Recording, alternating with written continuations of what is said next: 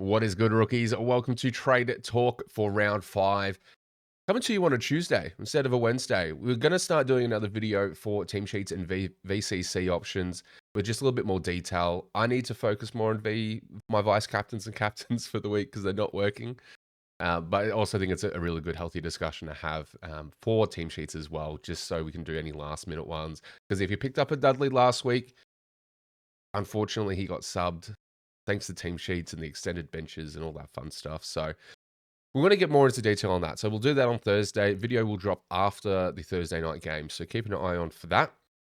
Do want to give a special, very special shout out to the members that have joined up since it became available. So Daniel Green, the first member who joined up. Thank you so much. G47 had some great conversations with you over the weekend and the latest couple of streams. So thank you so much for joining, mate. CWT, a top 100 legend in the making. Thank you so much for joining, mate. Can't wait to get you more involved. And Causa, the ladies' man. Welcome in, mate. Thank you so much for joining. If for those that are wondering what the membership does include, this is a part of the creation period. So if you join as a member pretty much for the first few months, I'm going to start doing some group conversations, some live streams, quick videos where I want to talk to you guys and want to see what you guys would love to get out of a membership, whether it's detailed videos just for you guys, highlights, all that fun stuff. So if you want to get custom content and you want to be a part of the mix, definitely hit that join. Again, not necessary. We've got 578 subs on our way to 600, on our way to 1,000. You guys have been absolutely smashing it. So appreciate and love all support from you guys. All right, enough dibby dabble. Let's get into the team. So what are we looking at for trades? We pulled the trigger early on Cleary. So let me just undo any changes first, just so we know what we're working with straight out. So we pulled the trigger early on Cleary because we didn't like Dudley. We kind of had to take Hall, but I think we're all going to see that Hall was kind of a mirage because Gross looks to be the better rookie out of like those two and looks to probably have the safer job security. The word is that we're probably going to see Hall dropped before we see Gross dropped. So love that. But we need to really understand, okay, what is happening this week? We've had the DPP updates. We've got some bottom out plays either this week or next. Some might say upgrade season has started. So where do we look? Now, I'm going to go through the most common things that most teams are going to have. We can look at all teams here, but we're not going to get into that. We're going to look at highly owned players first. Big discussion around Roberts this week. He's gone not great for us recently. He's got a high break even. He's about to lose a little bit of cash if he doesn't provide a good score. His last two scores have been 77 and 79, but before that, he gave us really good scores. Now, there is the conversation around is Bice, jumping into or cutting his pie. He got a 115 with Bice in the team. The consensus is that he's just getting burnt by his teammates a fair bit. I am personally looking to hold him this week. And then if he gives us another sub 80, then yes, I will move him on to most likely a Stewart. We're going to bring back in the doppelganger. Could be a concerning trade-in, but it is what it is. Or I hold him all together and we use our rookies to get up to Stewart and push a rookie off field. The ideal situation for me is Roberts actually is a keeper and has just lost a bit of form. He's had a few clangers each game as well, don't forget. So there is room for him to get back to the high 90s, even a ton as an average. So he's still averaging 98. So it's not completely dire here. It's just an easy highlight of like a stepping stone to a Dacos. I see a lot of people going from a Roberts to a Dacos. I'm not sure if that's something I would look at. So if we can see, most teams are looking at that. They're either pivoting to a Naz, which I think's fine, or a Holmes. And Ash, I don't think is going to be a keeper.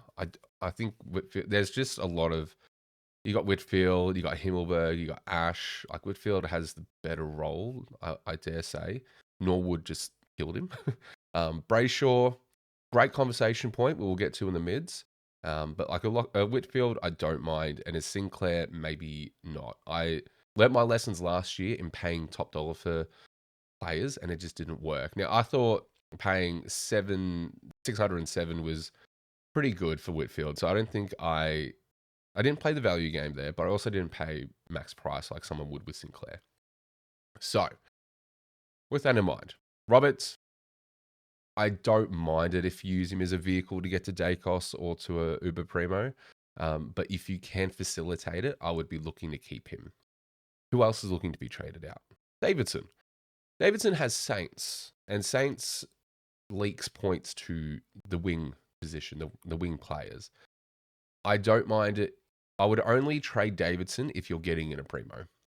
So if you're able to get Davidson up to a track, or if you have the cash to facilitate a Davidson and like a Henderson, or a Davidson and a Sanders, or Davidson and a Humpty, if you have the cash to facilitate that up to a Primo, one up, one down, sure, go for it. If it's a double downgrade, I would actually hold on to Davidson. His break even is only 60. He's playing Saints, who leak points. All chances are he at least meets his break even and maybe gets us up to 300. So if he hits 71, and we're hoping we see a spike score here, he could get to 300. Could.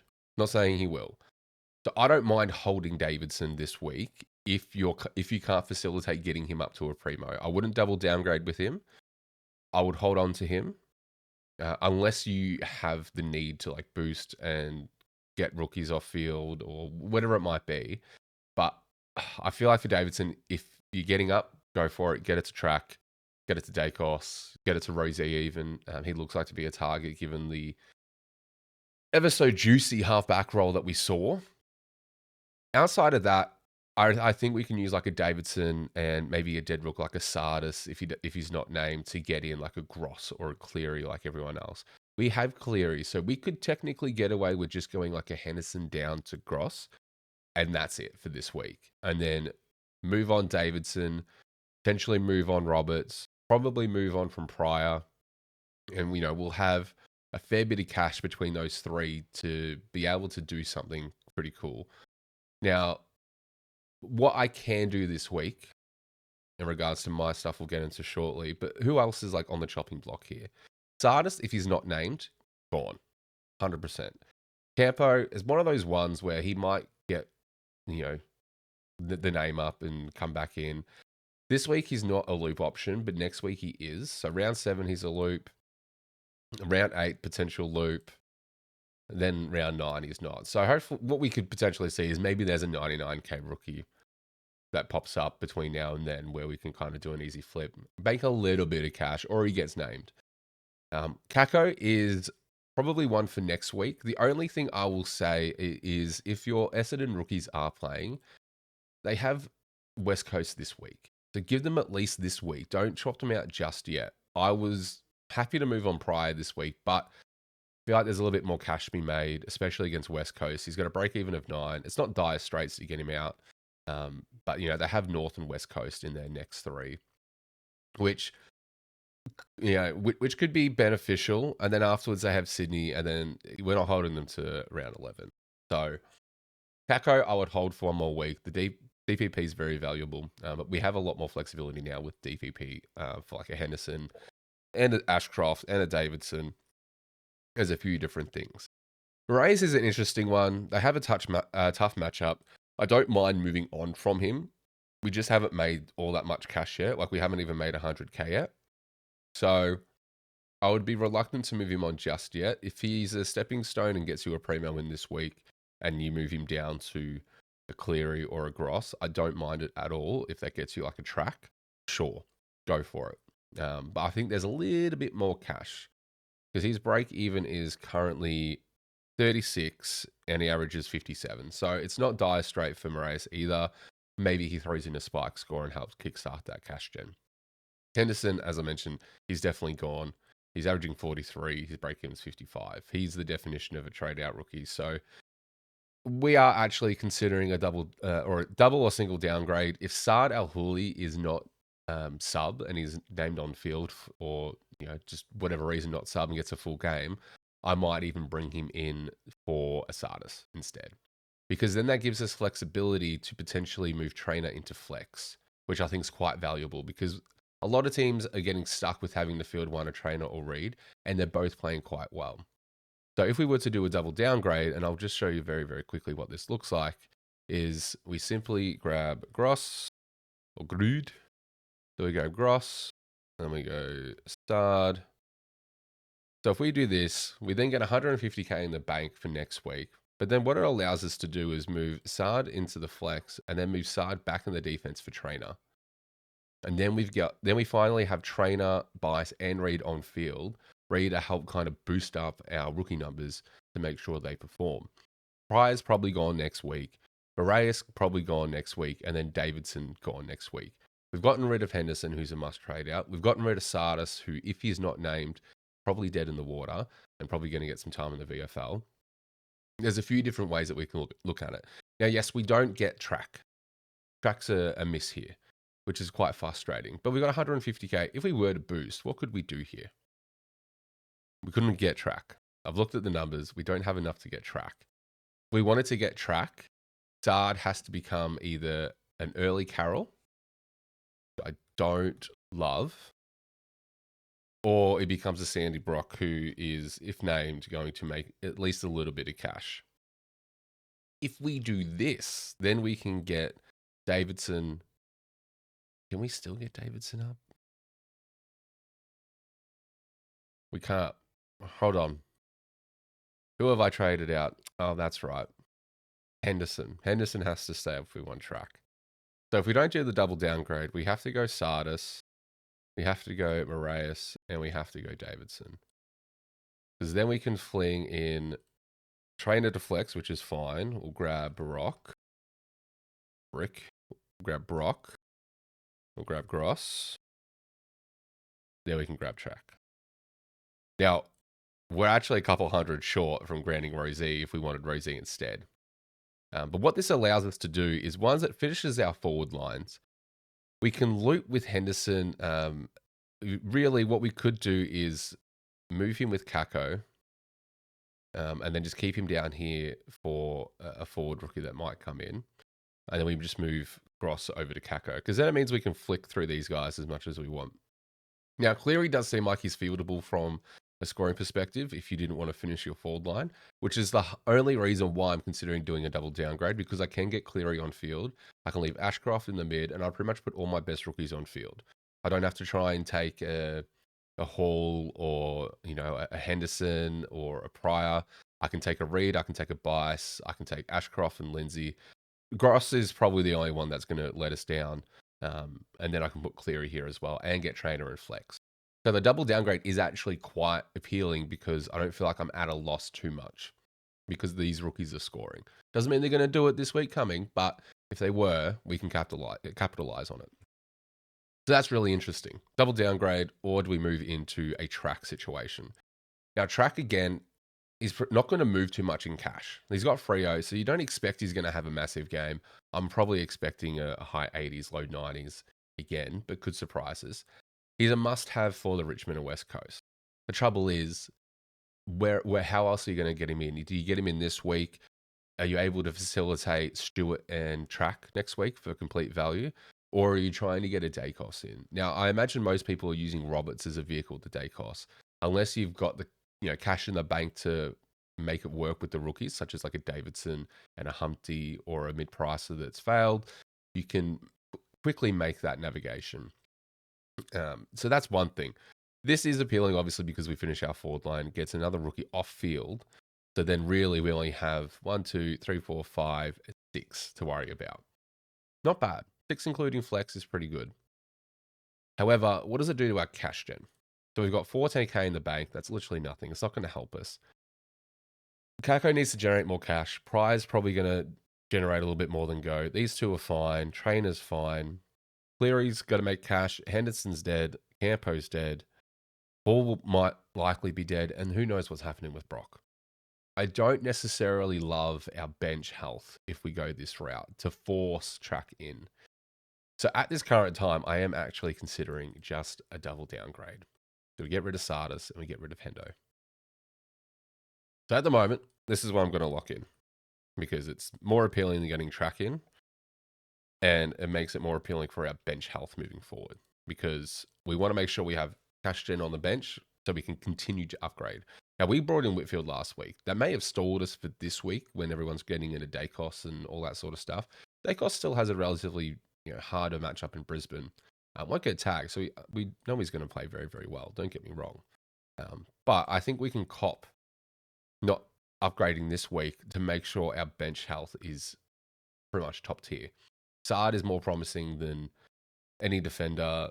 Sandy, Carroll, he's just an absolute gun. Mature age, been in the system for a couple of years, really promising. It also gives our other rookies another chance to generate some more cash. We've gotten rid of the ones that are going to lose cash, like your Henderson, or have no cash in, like a Sardis. So there's something happened, which means that the only dead ones are Campo and Boyd, which most of the competition would have. So I'm okay with that.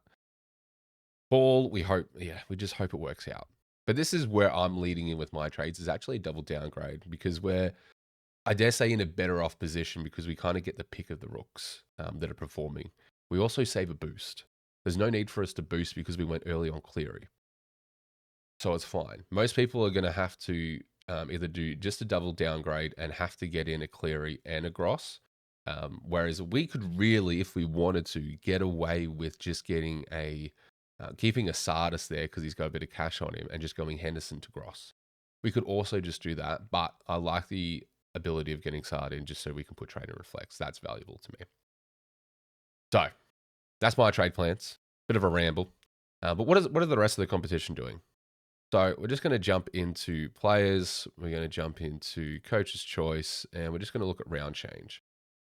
So overall, Hayden Cleary, standout, absolutely. Gross, Dacos coming in 5%, bringing them in. Sard, no, 3. So there's a few people jumping early on Sard. Well, it's not even early. He will make money. It's just, it's not going to be too much at the moment.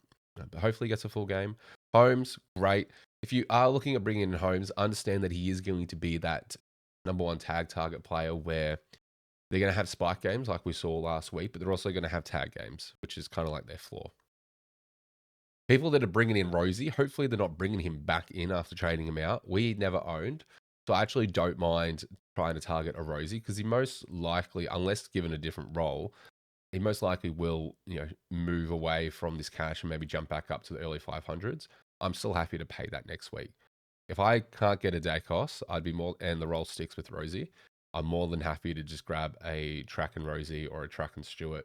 And just do 2 upgrades next week. Do 1 downgrade, 2 upgrades, and we're back on track with everyone else, essentially. Naz just looks absolutely, like he's playing so well. There has been whispers of him playing some more, not forward time, but playing higher up the ground. A little bit of concerned, but you kind of just want to get a week on it and see what happens. But I definitely don't mind the trade in. Ned Long, go talk to Supercoach God. That's all I'm going to say. Brayshaw, I think the ship has sailed in regards to where you should be spending your cash. As good as he is, I don't think you paid over 620 for him. It might damage your future upgrades. Lockie Ash, value pick for sure. Don't mind it. Gorney, looking like he's going to bounce back. So if you need a Flynn replacement and you didn't pick up Briggs, or you're trying to drop a Sherry, just look out of form, carrying an injury, don't mind it. Smith, obviously, if you missed him, you got to get him in before he gets really high in price. So under 500k and cheaper than Track. If you haven't got him, get him in this week. Absolutely. Rao, 100%, bit of value there. Vice for those that missed, for sure. Sandy Brock's interesting. He's going to make a little bit of cash, and he maybe helps facilitate a primo upgrade. So totally understand that. Merritt, of course. I'm trying to play more value. I spent up a little bit for Whitfield, so I got to play the value game here. Merritt looks absolutely amazing. I had him last season. He's just Mr. Consistent. Some people are going early on Carroll and bringing in a Hewitt. I think Hewitt, as much as I hate talking about it, he's a great pick. Definitely get him in if you want to be a bit potty. His overall ownership is around the 2.6%. I'm not sure if this is inclusive of the round change, though. So it could be closer to 3.5%.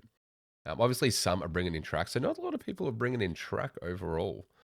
Interesting. So Track's a very interesting one because we're trading him in on the promise that he does get to the place where we want him to be. Bit hard. Definitely not a must this week, but definitely a must for the next 2 games. So you want to get him in this week or next if you want to fill that forward line with Track. Maybe you got a Warner ahead of him or a Dylan Moore. Reid if you missed. Ashcroft if you miss. Sinclair, I would not be paying up for Sinclair right now. He's about to lose cash, so please don't do that. A Smokey and Sam Draper. I actually love this so much. I am watching this because if depending on the team sheets, Draper could be a smoky, and I absolutely love it. He scored 110 against Gorn. Brian is obviously down and out for a suspected amount of time. We're not doing injuries today. We'll touch on them on Thursday with team sheets. Make sure you follow on X or anything for anything relevant to the first game of the week, though, because I will post that. But Sam Draper, absolute smoky. Done well against West Coast previously. He's done relatively okay against like these are solid numbers for what we need if this is his floor as like a forward. Now he might have solo ruck duties as well, which means he's probably gonna get like a higher floor of maybe a 90, 95. And for an F6, if you weren't committed to track, my goodness, it is juicy. It is absolutely juicy.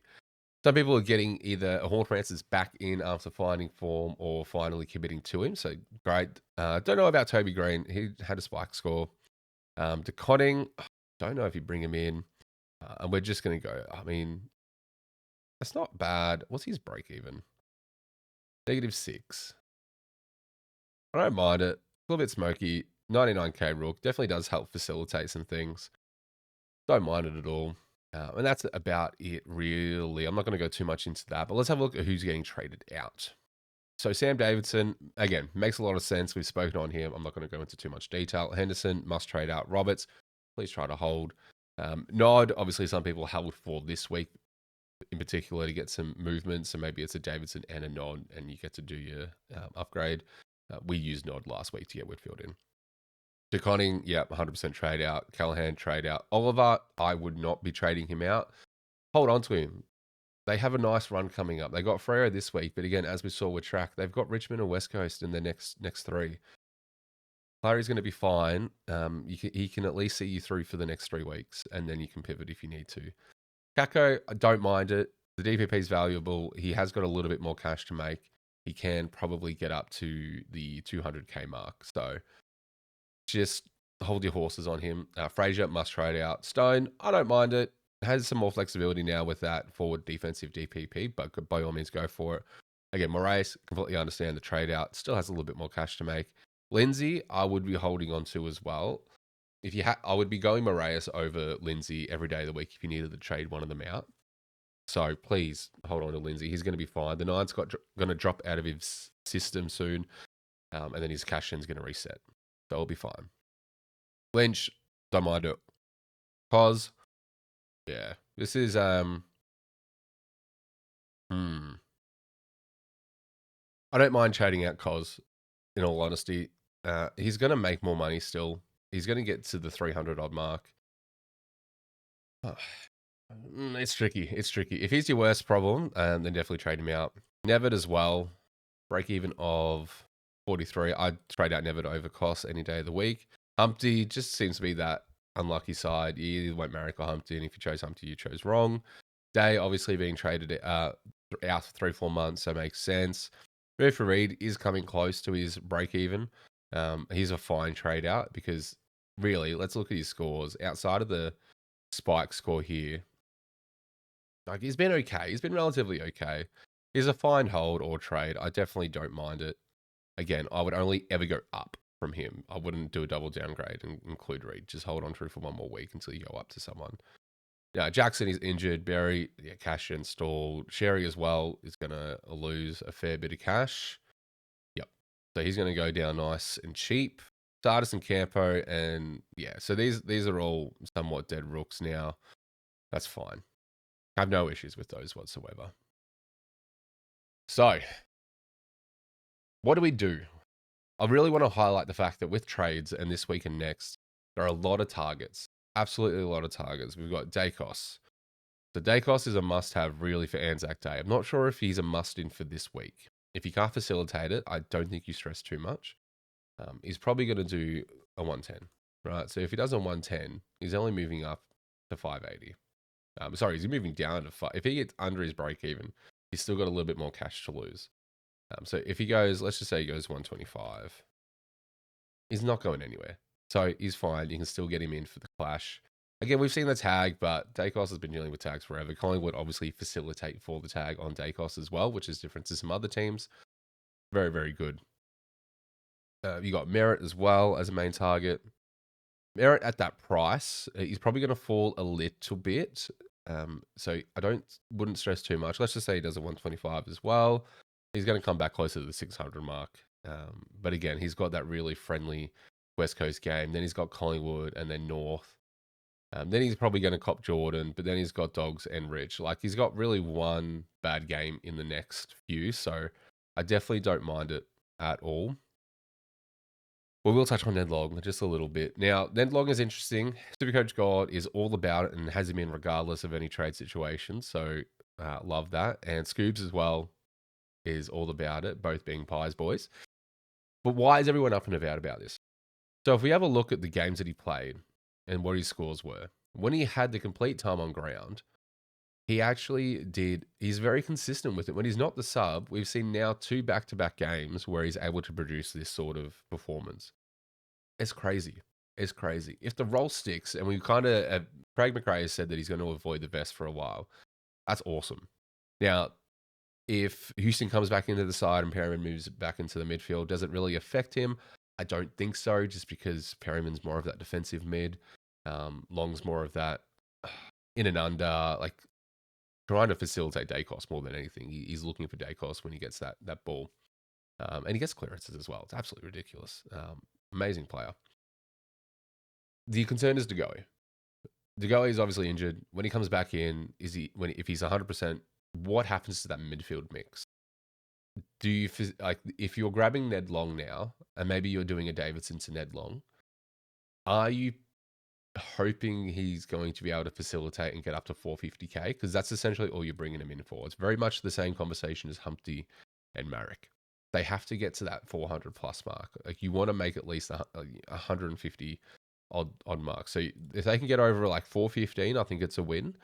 If they make 4k, I think you take it still. But yeah, anything less than 400k, it's a foul pick. So is a risk, but it does look very, very promising. He has been in the team at some point this week, so I'm not against it at all. But you got to keep in mind that with your trades this week, have a big picture. Know that if I do X, Y, Z this week, what does that mean for next week or the week after? Do I have the cash, the rookies, the trade and or boost to facilitate cadence moving forward? That's essentially what I'm looking at. If I try to force myself to get track in, the only real move I have next week is I hope that Pryor and like Moraes and maybe I'll trade out Moraes this week. If I get track in this week, I'm hoping Pryor makes enough cash. I'm hoping that either Lindsay makes cash or Kako has a spike game and makes cash. I'm betting a lot on rookies performing really well to make a last stint of cash gen to facilitate getting in someone like a Stewart, for example. It's tough because that's a heavy weight to put on a rookie scores, where unless they're like a buy street or trainer, it's hard. But trainer or Reed could be on the chopping block as well next week, because the rookies are purely here to get us to the primos and get rookies off field. So one of them will probably cop it. So it could be like a Pryor and Reed, or a Pryor and trainer out next week, which would give us somewhere close to 500k.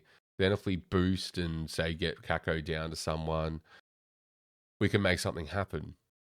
Again, we hold on to Roberts then, and then we get in like a Stewart, or we get in a Dawson, or we get in an absolute fallen primo. It means we probably don't get Dacos. But I'm okay to play the value game and get more rooks off field than have, the top liners in the first 4, but then maintain to keep rookies on field, because I think that will balance out itself. So that's it. That's all from me, guys. It's been a long video. I appreciate you guys hanging out with me. If you made it this far, I love you. Give the video a like, subscribe. Again, if you're interested in becoming a member, just hit join. There will be membership content coming your way over the next week or so, just to get the ball rolling on what you guys want to get from the channel. There'll be exclusive streams, exclusive content. That is a given. When that comes out and what that is, I'm going to leave that up to the members. So there'll be some things coming your way. Appreciate all you members so far. You guys are absolute legends. Again, let me know what your thoughts are for trades this week. Very, very curious to see what everyone else is doing. I'll see you on Thursday.